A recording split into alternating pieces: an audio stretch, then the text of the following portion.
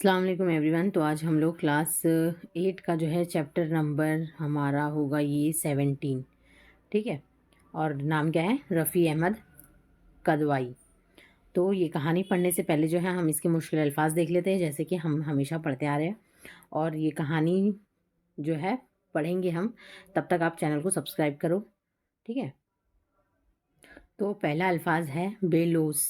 बेलूस यानी कि बेगरज, है ना, बिना किसी गरज के। ठीक है। वज़ीर मवासिलात यानी कि इत्तलात व नशरियात, है ना, डाक तार रेडियो का निज़ाम जो चला रहा है वो क्या कहलाएगा? वज़ीर मवासिलात। ठीक है। अज़्म करना यानी पुख्ता इरादा करना। ठीक है। अज़्म करना यानी पुख्ता इरादा करना। सरतापा, सरतापा यानी सर से पाँव तक, है ना। सर ता पाँव, है ना, सर ता पाँव, सर से पाँव पाँव तक। इस्तकलाल यानी कि साबित कदमी होना, है ना, यानी जो बात बोले वो उस पे ही रहना, है ना, साबित कदम रहना। रफ़ाकत यानी दोस्ती। रफ़ाकत से ही क्या बना है? रफ़ीक। और रफ़ीक का मतलब क्या होता है? दोस्त, है ना। रफ़ाकत उसी से बन रहा है। दरहम बरहम हो जाना यानी ततर पतर हो जाना, उथल पुथल हो जाना। ठीक है। ज़ख़ीरा यानी ज़ख़ीरा करना यानी गोदाम, रखी हुई चीज़, है ना, बहुत सारा चीज़ जमा करके इकट्ठा रखना, है ना। गल्ला यानी अनाज का ज़ख़ीरा। ठीक है। ज़ख़ीरा यानी कि गोदाम, रखी हुई बहुत सारी चीज़, और गल्ला यानी कि अनाज को ज़ख़ीरा करके जमा करके रखना। खलूत यानी तन्हाई, है ना। खलवत यानी तन्हाई, खलवत यानी तन्हाई, और जलवत यानी मजलिस। ठीक है। खलवत यानी तन्हाई, और जलवत यानी जुलूस से निकल रहा है ना, जलवत जुलूस से निकल रहा है, और उसी से मजलिस। ठीक है। यानी बहुत सारे लोगों का मजमा। और खलवत यानी खाली, याद रखो, खलवत यानी खाली। ऐसे मैं याद करने का तरीका बता रही हूँ ताकि याद करने में, जहन में रखने में आसानी हो दिमाग में। खुलूत से क्या निकल रहा है? खाली यानी तन्हाई, है ना। और जलवत से ये जुलूस निकल रहा है यानी कि मजलिस। खुरपा यानी कि घास खोदने का जो एक आला है। ठीक है। खुरपा ये है। वज़ादारी यानी रख रखाव, एक ही दफ़ा पर, एक ही वज़ा पर क्या करना? कायम रहना। ठीक है। एक ही बात पर कायम रहना, अपने वादे पर।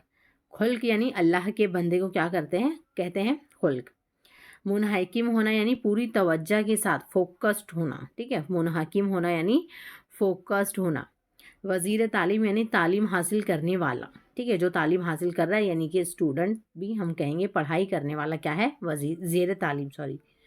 मुतलिक यानी कि बिल्कुल।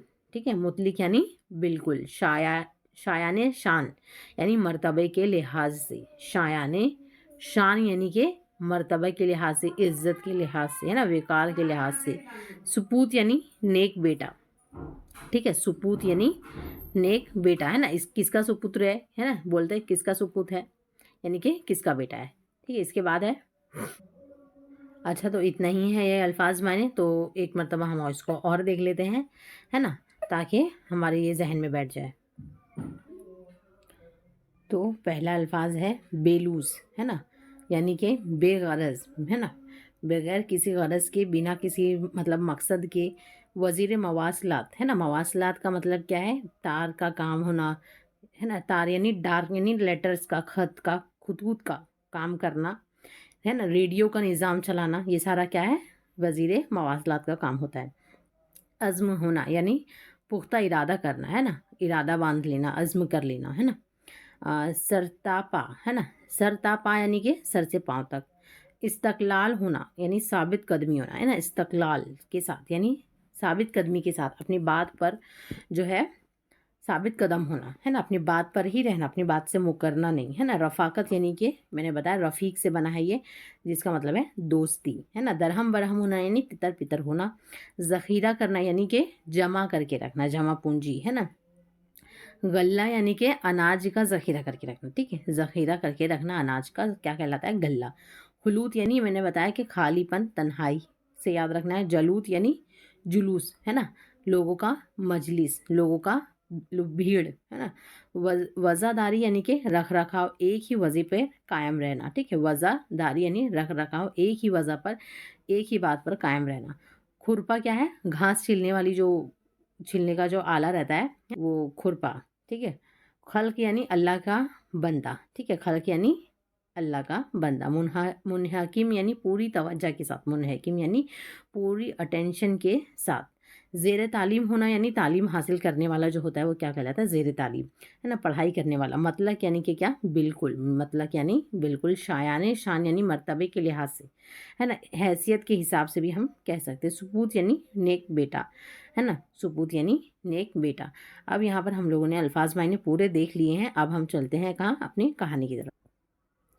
रफ़ी अहमद कदवाई का शुमार हिंदुस्तान के जो है मशहूर रहनुमाओं में होता है। किसमें होता है, मशहूर रहनुमाओं ने, जिसने हिंदुस्तान को जो है एक ट्रैक पर, यानी कि हम कह सकते हैं कि लाने के लिए, है ना, हिंदुस्तान को आज़ाद करने में, फिर उसके बाद उसके कानून बनाने में, है ना, उसमें जो है बहुत सारे जो है अमेंडमेंट लाने में, है ना, ये सारे योगदान में जो है जिन लोगों का नाम रहा है, उसमें एक किसका नाम है, रफ़ी अहमद कदवाई का। ठीक है, ये एक मशहूर शख्सियत उड़ रहे हैं उर्दू में, हिंदुस्तान में। वो मादरे वतन के क्या थे, एक सच्चे, है ना, बेलूस यानी कि बगैर किसी गरज के, बगैर किसी अपनी ज़ाती फ़ायदे के बगैर जो है ना, और बहादुर सुपूत थे, यानी कि बहुत ही बहादुर क्या थे, नेक अच्छे बेटे थे। 18 फरवरी 1894 को कहाँ होता है उनका पैदाइश, मसूली में, ज़िला बाराबंकी, है ना, खान साहब शेख इम्तियाज़ अली के घर पैदा हुए। ठीक है, उनके वालिद का नाम क्या है, शेख इम्तियाज़ अली, है ना, और कहाँ पैदा हुए, मसूली, ज़िला बाराबंकी में। इब्तदाई तालीम जो है रिवाज के मुताबिक कहाँ हुई, घर पर भी। पहले ज़ाहिर सी बात है कि घर पे ही पढ़ाई होती थी, है ना, वो टाइम कहाँ स्कूल ट्यूशन, है ना, सब कुछ मिलता था एकदम टाइम, बच्चे घर ही में सीख लेते थे पढ़ना लिखना। फिर गांव के प्राइमरी स्कूल में जो है दाखिल हुए, यानी नॉर्मल स्कूल में जो है घर के पास जो है दाखिला लिया। अब बाराबंकी से फिर जो है वो कहाँ चले गए, हाई स्कूल का इम्तिहान जो है उन्होंने पास किया। उसके बाद क्या किया, आला तालीम यानी और ज़्यादा ग्रेजुएशन वगैरह करने के लिए वो कहाँ चले गए, अलीगढ़। अब अलीगढ़ में जो है ज़ेर तालीम थे, यानी वहाँ पर पढ़ाई कर रहे थे, स्टूडेंट थे, है ना, ज़ेर तालीम हम लोगों ने देखा है, थे कि तहरीक के तिर के मवालात में क्या किया, हिस्सा लेने के बाद 1 साल के लिए कहाँ भेज दिए गए, जेल भेज दिए गए। यानी कि हिंदू अंग्रेज़ों के जो सामान है ना, उनके लाए हुए जो चीज़ है, उनको जो है क्या करना था, बॉयकॉट करना था।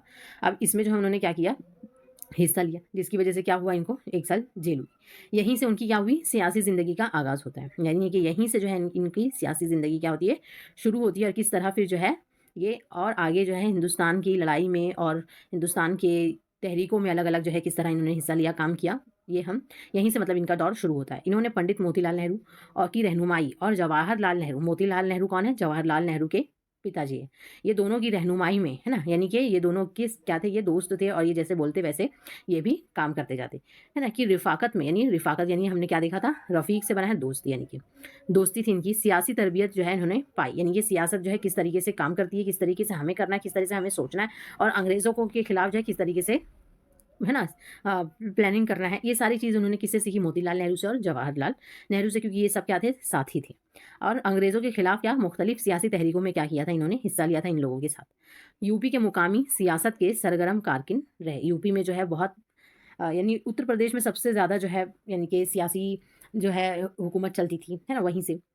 तो वहाँ पर जितने भी सरगर्म कारकिन होते थे, यानी कि जितने भी जो है जंगें होती थी, या हाँ या बोलो जितनी भी तहरीकें चलती थी, है ना, जो भी चीज़ होती थी अंग्रेज़ों से को भगाने के लिए, ये हर चीज़ में जो है भाग लेते थे, हर चीज़ में हिस्सा लेते थे। अब 1942 की जो है हिंदुस्तान छोड़ो तहरीक में क्या किए, पेश रहे, यानी कि बहुत इन्होंने इसमें अपना योगदान दिया, हिंदुस्तान छोड़ो तहरीक में। रफ़ी साहब मुल्क को कौम की खातिर क्या करते हैं, 5 मरतबा जेल गए। कितनी मरतबा, 5 मरतबा जेल गए। जब हिंदुस्तान आज़ाद हुआ तो रफ़ी साहब पहले वज़ीर मवासिलात और इसके बाद वज़ीर ग़िज़ा बनाए गए, है ना। जब हिंदुस्तान क्या हुआ, आज़ाद हुआ 1947 के बाद, तो रफ़ी साहब जो है क्या बन गए, वज़ीर मवासिलात, यानी क्या देखा था हम लोगों ने, जो पोस्ट पोस्टिंग का काम करता है ना, लेटर पोस्टिंग का काम, और साथ में रेडियो का काम, है ना, इसकी पोजीशन पर थे, इसके मिनिस्टर थे वो। उसके बाद किसके मिनिस्टर बन गए, फूड मिनिस्टर बन गए। ठीक है, अब उनकी शख्सियत जो है क्या थी, बड़ी जानदार थी, यानी कि वो ऐसी शख्सियत थे कि उनके बारे में अगर हम पढ़ेंगे तो हमें लगेगा कि वाह, मतलब क्या लोग थे, है ना, उस टाइम पे। वो अक्सर खतरात में घिरे, है ना, उन्हें मायूसियों का सामना भी करना पड़ा, लेकिन इन्होंने कभी शिकस्त कबूल नहीं की, और ना उनके अज़्म इस्तक़लाल में कोई फ़र्क आया, है ना। बहुत बार इन्हें जो है ऐसी-ऐसी परेशानियों का सामना करना पड़ा। कभी लोग जो है इनके ऊपर अटैक करते, कभी इनकी फैमिली के ऊपर अटैक करते, कभी इन्हें पैसों से जो है वो करना पड़ता, मतलब गरीबी का सामना करना पड़ता, कभी खाने-पीने से जो है मोहताज रहना पड़ता, हर चीज़ से। लेकिन उसके बाद भी जो है ये अपने अज़्म इस्तक़लाल में, यानी अपने इरादे में और अपनी बात में जो है इनके कभी फ़र्क नहीं आता। वो जिस तरह जो बात करते हैं और जो चीज़ में जुड़ जाते, लग जाते, वो उसमें लगे रहते, है ना। इस चीज़ का खौफ़ नहीं उन्हें रहता कि मतलब अगर मैं ये चीज़ कर रहा हूँ तो इस पर जो है इसके बाद मेरे ऊपर क्या असर पड़ेगा या मेरे परिवार के ऊपर क्या असर करेगा, तो चलो ये छोड़ देता हूँ, ऐसे नहीं।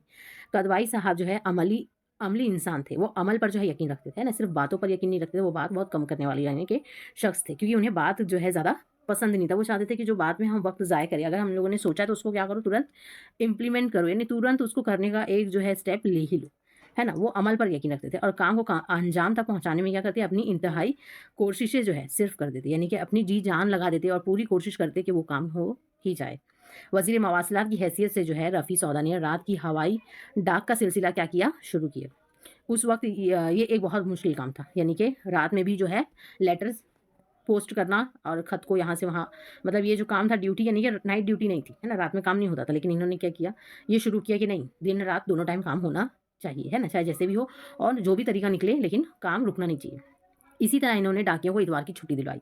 अब जब रात में भी काम होने लगा, दिन में भी काम होने लगा, तो अब इन्होंने क्या किया, एक दिन इतवार के दिन की संडे छुट्टी इन्होंने डाकियों को दी, यानी कि जो वो काम करते थे पोस्टिंग पर।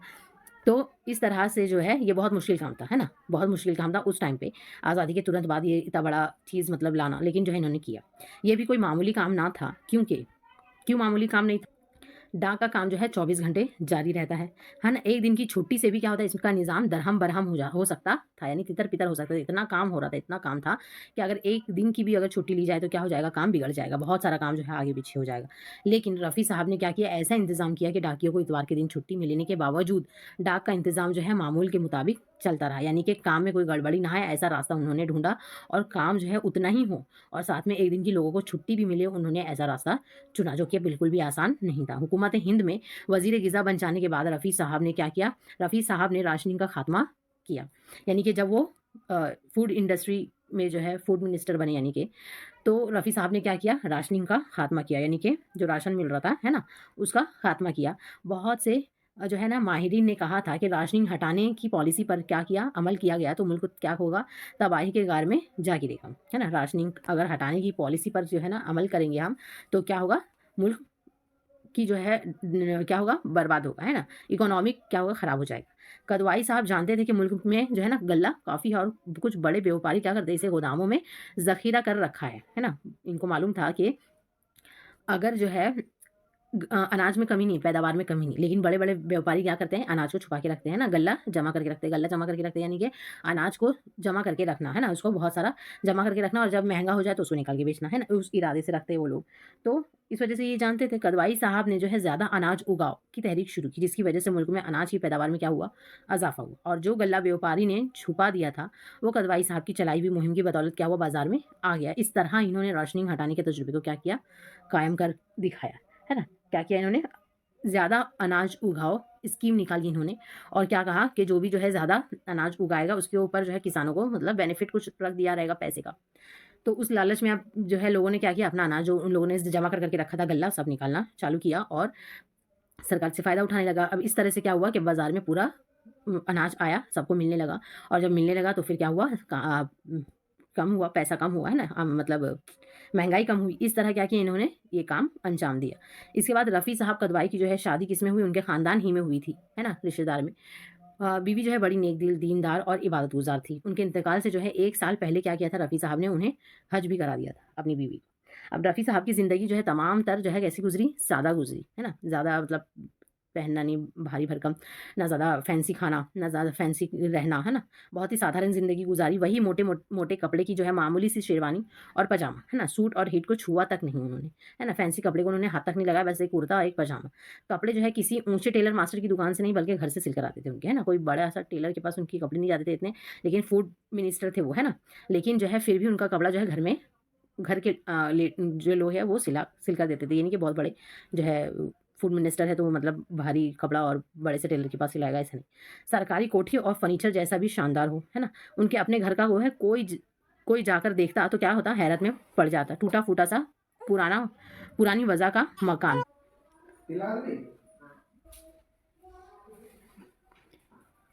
कैसा था उनका मकान, टूटा-फूटा सा पुरानी वज़ा का मकान, जो इतने बड़े मिनिस्टर तो क्या किसी मातहत ओहदेदार के भी जो है शायाने शान नहीं हो सकता था, यानी कि इतना उनका घर जो था, कोई भी चीज़ मतलब अच्छी नहीं थी, मतलब कोई भी चीज़ हम बोलेंगे कि नहीं हो या फिर जो है थोड़ी सुंदर हो, है ना, अच्छे तरीके से, लेकिन नहीं था कुछ भी, है ना। हर टेबल भी हो तो वो भी टूटा-फूटा सा है, कुर्सी है तो वो भी वैसे ही लाचार। यानी कि इतने बड़े मिनिस्टर का और ओहदे पर होने के बावजूद जो है उनके घर में एक भी चीज़ जो है ना नई नहीं थी, है ना। तो इससे ही पता चलता है कि वो जो है अगर चाहते तो वो पैसों से अपने सबसे पहले अपने ऐशो-आराम के लिए जो है ना अपनी ज़रूरतों के लिए या अपनी ख्वाहिश ज़रूरत तो ही क्या बोलेंगे, यानी कि आजकल का जो माहौल है ना, हमारे सियासत का, तो हर कोई अपना पहले पेट देखना चाहता है ना, अपना ऐशो-आराम सब कुछ देखना चाहता है। लेकिन इनका घर अगर देखते तो कोई हैरत में पड़ जाता हर कोई, है ना। हैरान हो जाता है कि कोई मिनिस्टर का घर भी क्या ऐसा हो सकता है क्या? है ना, इस तरीके से। इंतकाल के बाद जो है उनकी मैयत में जो है शिरकत के लिए जो गैर मुल्की शख्सियतें मसूली पहुँची थी। यानी कि जिस वक़्त जब इनका इंतकाल हुआ था तो दूसरे-दूसरे मुल्कों से भी जो है लोग आए थे, है ना, इनको आखिरी मर्तबा देखने के लिए। तो मसूली जब पहुँचे थे, है ना, तो उनकी मैयत में शिरकत के लिए, तो वो बहुत बहुत ज़्यादा हैरान हो गए, है ना, बहुत ज़्यादा हैरान हो गए और उन्हें यकीन नहीं आता था कि इतने बड़े मिनिस्टर, है ना, उनका मकान जो है इतना मामूली सा हो सकता है। कोई सोच भी नहीं सकता था। सब सोच रहे थे कि भई मिनिस्टर के घर घर जा रहे हैं ना, यानी कि उनकी वफ़ात हुई तो हम उनके वहाँ जा रहे करके। लेकिन जो है वहाँ जाने के बाद हर कोई हैरत में पड़ जाता था कि ये मतलब कि लग ही नहीं रहा कि मतलब हम किसी बड़े से ओहदे पर जो शख्सियत है उसके वहाँ आए। रफ़ी साहब जो है बचपन ही से कैसे थे? मलनिसार थे। मलनिसार यानी कि माल को अपने निसार करने वाला, है ना? माल निसार यानी अपनी दौलत को जो है खर्च करने वाला लोगों पर, दूसरों पर, है ना?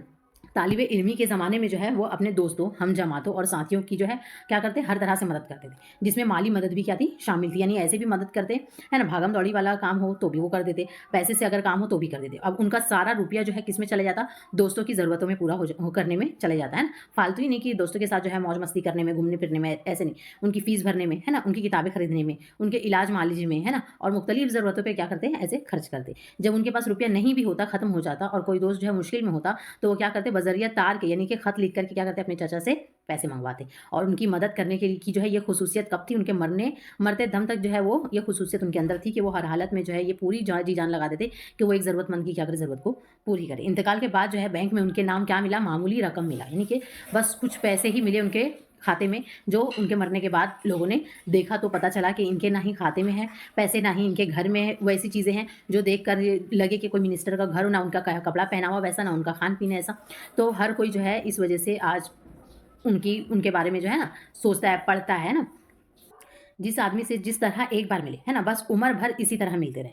यानी कि पहली मर्तबा जितनी इज़्ज़त से और एहतराम से वो मिलते, हैं ना? हम किसी से भी पहली मर्तबा मिलते हैं तो बहुत ज़्यादा उसको रिस्पेक्ट देते हैं, बहुत ज़्यादा अच्छे से बात करते हैं, है ना? कि मतलब अच्छे से उसके साथ में इखलाक से पेश आते हैं। लेकिन जो है जैसे-जैसे वक़्त बीतता जाता है हम उसको टेक इट फॉर ग्रांटेड लेने लगते हैं। लेकिन ये ऐसे बिल्कुल भी नहीं थे, है ना? ये जो फर्स्ट टाइम पे हम जैसे मिलते हैं किसी नए अजनबी शख़्स से और उसको जैसे रिस्पेक्ट देते हैं, या आखिर तक उससे जब तक कि अपनी ज़िंदगी में मिलते हैं, ये उसी तरीके से उसको इज़्ज़त से पेश आते हैं, है ना? गुरूर उन्हें छू तक नहीं गया था, है ना? गुरूर उनके अंदर यानी कि 1% भी नहीं था, है ना? जुलूद में अंदर-बाहर कहीं भी मिलते।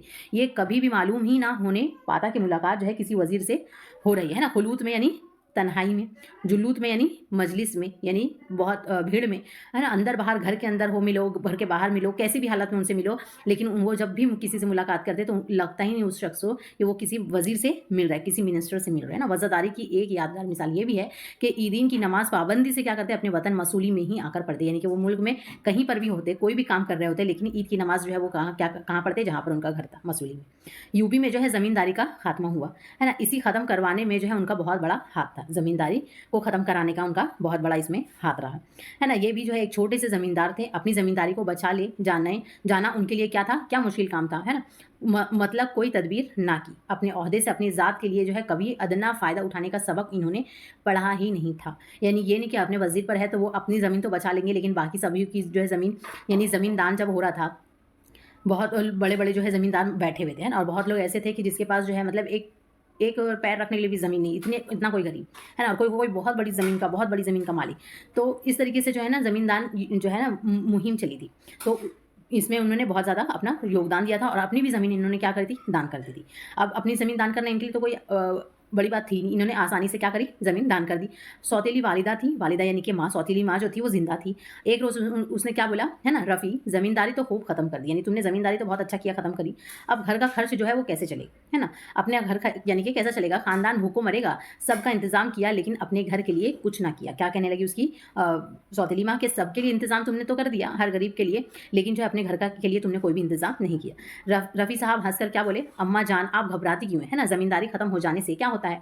मैं खुरपा लेकर क्या करूँगा? घास छीलूँगा, यानी कि अब मैं क्या करूँगा? वो जो घास काटने वाली जो औजार है वो लेके क्या करूँगा, मैं घास काटूंगा और तुम घट्टा बनाकर क्या करना, बेचना, और उसी से हमारा क्या होगा, घर चलेगा, सबकी रोटी क्या करेंगे, सबकी रोटी क्या करेगी, चल जाएगी। दुश्मनों से इस तरह मिलते कि जैसे दोस्तों से मिला जाता है, यानी कि दुश्मनों से ऐसे मिलते जैसे वो उनका दोस्त है, और दोस्तों से जो है यूँ बर्ताव करते जैसे कोई अजीज़ यानी उनका बहुत ज़्यादा चहीता है ना, और अजीज़ों को जो है क्या करते हैं, अपनी जान से ज़्यादा है ना अजीज़ रखते। कोई उनसे काम निकालना चाहता या किसी को उनसे ज़रूरत आ पड़ती तो उन्हें याद ही नहीं रहता था कि अपना कौन है और बेगाना कौन, यानी अगर किसी को भी उनकी ज़रूरत होती तो वो हर किसी की इस तरह से मतलब मदद करने के लिए जुट जाते उसके उस चीज़ में कि फ़र्क ही नहीं रहता कि ये अपना है या बेगाना है ना। मकसूद उन्हें सिर्फ काम कर देना होता था, और इस वक्त हर एक उनका क्या था, अपना होता था, यानी कि चाहे दुश्मन हो, चाहे अपना हो, बेगाना कोई भी, लेकिन जब अगर कोई उनके पास ज़रूरत के लिए आता, इस जी जान से वो लग जाते उनकी ज़रूरत को पूरा करने के लिए कि फ़र्क ही नहीं रहता है ना कि वो अपना है या बेगाना। बेगाना कोई भी ना रहता है ना, उनके पास कोई भी बेगाना नहीं रहता।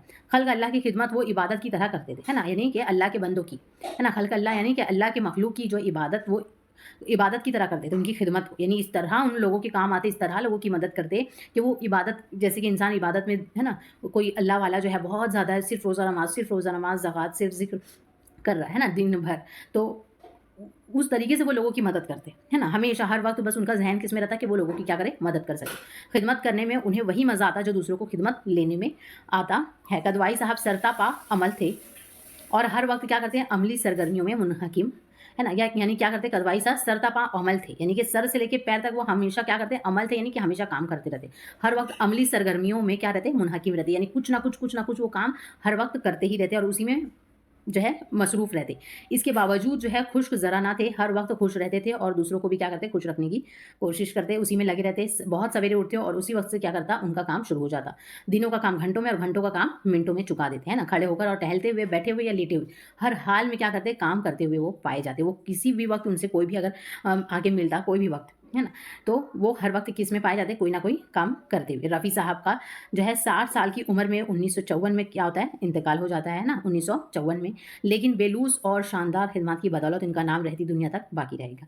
आज भी मरहूम के शानदार कारनामों और बेशबहा खिदमत की वजह से, है ना, मुल्क के करोड़ों बाशिंदों के दिलों में क्या है, उनकी याद ताज़ा है ना। यानी भले ही वो 1954 में जो है इस दुनिया से जो है चले गए, लेकिन जो है आज भी क्या है, बेशुमार करोड़ों लोगों के दिल में उनकी याद क्या ताज़ा है, क्योंकि उन्होंने इतना ही काम किया और इतने ही लोगों के लिए जो है उन्होंने अपनी जान जी लगाया कि आज जो है उनको लोग भूल नहीं पा रहे ना आज तक। और जब भी जो है किसी मुल्क के किसी ऐसी बड़ी मुश्किल से जो है जब भी दो चार होता है जिसका हल जो है तकरीबन मुमकिन हो, तो मरहूम का नाम जो है ज़ुबानों पर बेसाख्ता आता है।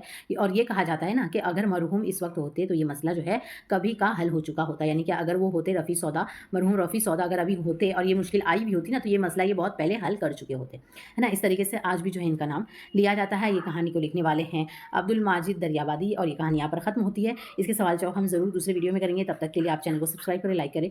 Thank you so much.